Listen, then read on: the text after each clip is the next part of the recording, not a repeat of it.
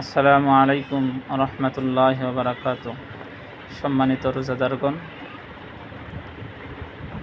ইফতারির আগ মুহূর্তে দোয়া কবুল হওয়ার সময় মহান আল্লাহ পাক রব্বুল আলামিন বান্দার প্রতি ইফতারির আগ মুহূর্তে বিশেষ এক রহমতের দৃষ্টি দিয়ে তাকিয়ে থাকেন।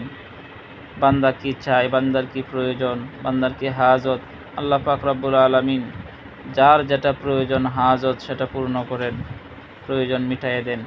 এই জন্য আমরা বিশেষ করে সারা দিন যা করি আর নাই করি, ইফতারের আগ মুহূর্ত আমরা দোয়া করব।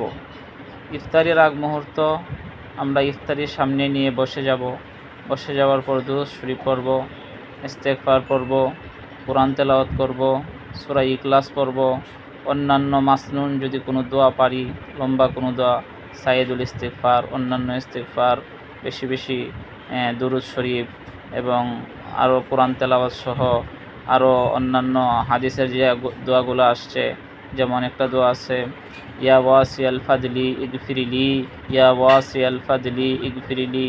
এই দোয়াটা সহ আরও অন্যান্য যার যে মনের বাসনা আছে সবগুলো আল্লাহর কাছে মুসল্লার সামনে বসে আল্লাহর কাছে সবগুলো পেশ করব এবং আল্লাহর কাছে চাবো যার যা মনের বাসনা সেগুলো যেন আল্লাহ পূর্ণ করেন। এই জিনিসটা দুনিয়ার মানুষের কাছে না চেয়ে প্রথমে আমরা আল্লাহর কাছে চাবো, তারপর প্রয়োজন মাফিক যতটুকু প্রয়োজন হয়, যদি যেটা না হয় প্রয়োজন মাফিক মানুষের কাছে আমরা চাবো, কিন্তু আগে মহান আল্লাহ পাক রব্বুল আলামিনের কাছে আমরা চাবো। আর এই জন্যে ইফতারের আগ মুহূর্তে যেহেতু দোয়া কবুল হয়, আমরা রোজা রাখার পরে আমরা সারা দিন উপবাসে কষ্ট করেছি, খানাপিনা থেকে কষ্ট করেছি, এই জন্যে মহান আল্লাহ পাক রব্বুল আলামিন আমার রোজা যেন কবুল ফরমান। আমরা যারাই রোজা রেখেছি এই ঠিক ইফতারের আগ মুহূর্তের সময়টা আমরা বৃথা যেতে দেব না, অযথায় ঘোরাফেরা করে সময়টা নষ্ট করব না। আমরা জায়নামাজের সামনে ইফতারির সামনে নিয়ে বসে যাব, আল্লাহর কাছে ফরিয়াদ করব।